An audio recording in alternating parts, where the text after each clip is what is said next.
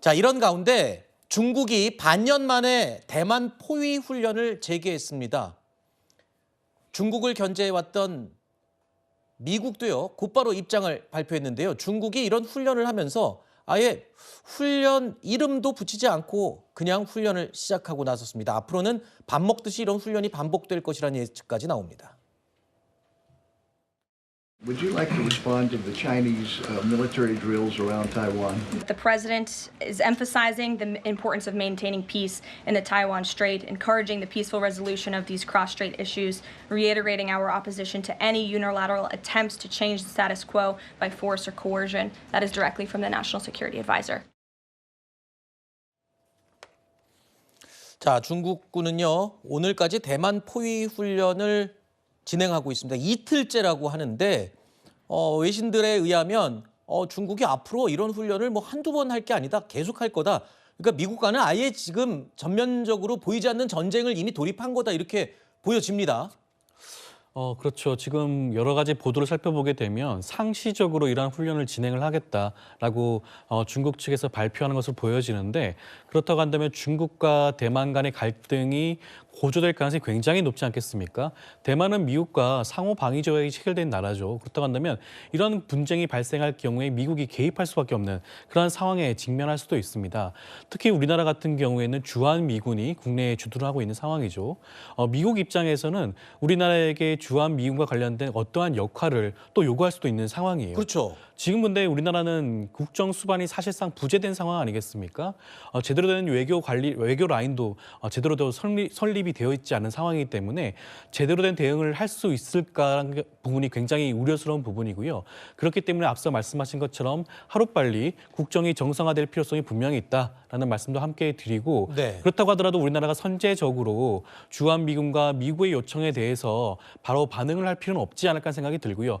여러 가지 중국과 대만과 미국과 여러 가지 사정을 살펴본 다음에 외교적인 결정을 할 필요성도 있지 않을까라는 생각이 듭니다. 만에 하나 이 대만 해협에서 벌어지는 상황의 긴장도가 점점 더 높아진다 그러면 우리가 혹시라도 중국 또는 미국 어느 쪽에 서야 될지를 강요받는 그런 상황이 또 오지 않을까요?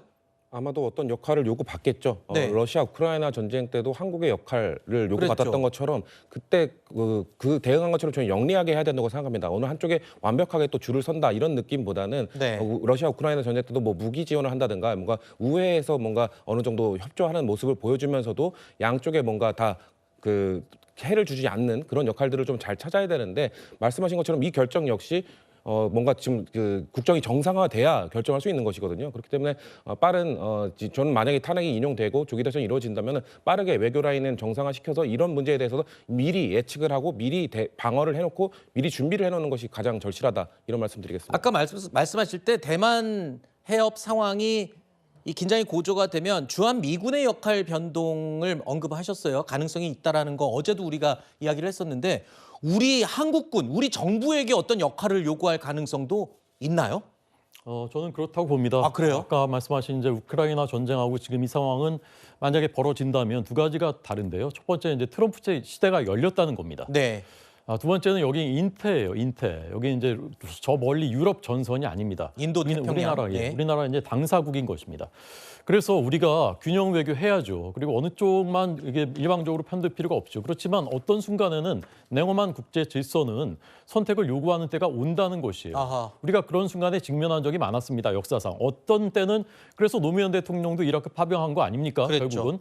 자, 그런데 우리가 가치로 보나 자유민주주의 가치로 보나 또는 실용의 관점에서 보나 그런 선택의 순간이 온다면은 선택을 어느 쪽으로 해야 될지는 저는 자명하다고 생각하거든요. 네. 그런데 이제 양안 문제는 이쪽에도 쉐쉐 저쪽에도 쉐쉐하면 된다. 이런 인식 굉장히 위험한 것입니다. 네. 미국을 선택해야 된다 이 말을 애둘러서 해주셨습니다. 아니 애둘러서 안 하고요. 네. 직설적으로 하겠습니다. 알겠습니다. 그쪽으로 가야죠. 알겠습니다.